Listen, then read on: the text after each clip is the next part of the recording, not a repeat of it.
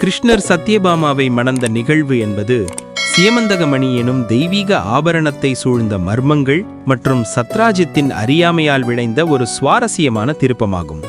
சூரிய பகவானால் சத்ராஜித்திற்கு வழங்கப்பட்ட அந்த மணி தினமும் 8 பாரம் தங்கத்தை வாரி வழங்கியதுடன் அது இருக்கும் இடத்திற்கு பஞ்சமோ நோயோ வராமல் காக்கும் ஆற்றல் கொண்டது.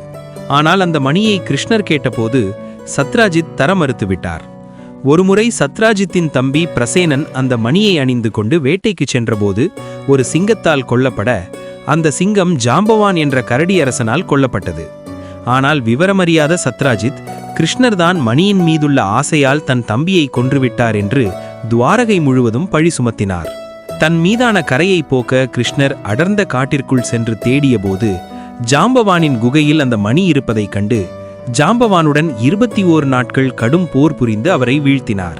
முடிவில் கிருஷ்ணர் மகாவிஷ்ணுவின் அவதாரம் என்பதை உணர்ந்த ஜாம்பவான் தன் மகளான ஜாம்பவதியையும் அந்த மணியையும் கிருஷ்ணரிடமே ஒப்படைத்தார். கிருஷ்ணர் அந்த மணியை மீண்டும் சத்ராஜித்திடம் கொண்டு வந்து கொடுத்தபோது உண்மை உணர்ந்து வெக்கி தலைகுனிந்த சத்ராஜித் தான் செய்த பெரும் பாவத்திற்கு பரிகாரமாகவும் கிருஷ்ணரின் கோபத்திலிருந்து தப்பிக்கவும் தன் மகளான வீரமும் அழகும் நிறைந்த சத்யபாமாவை அவருக்கு திருமணம் செய்து கொடுக்க முன்வந்தார். உண்மையில் சத்யபாமா பூமாதேவியின் அம்சம் என்பதால் பிற்காலத்தில் நரகாசுரனை வதம் செய்வதற்கு துணையாக இருக்கவே இந்த திருமணம் ஒரு தெய்வீக திட்டமாக அமைந்தது. இவ்வாறு பொய் வழக்கில் தொடங்கி பெரும் போருக்கு பின் ஒரு தார்மீக திருமணத்தில் இந்த வரலாறு முற்று பெறுகிறது.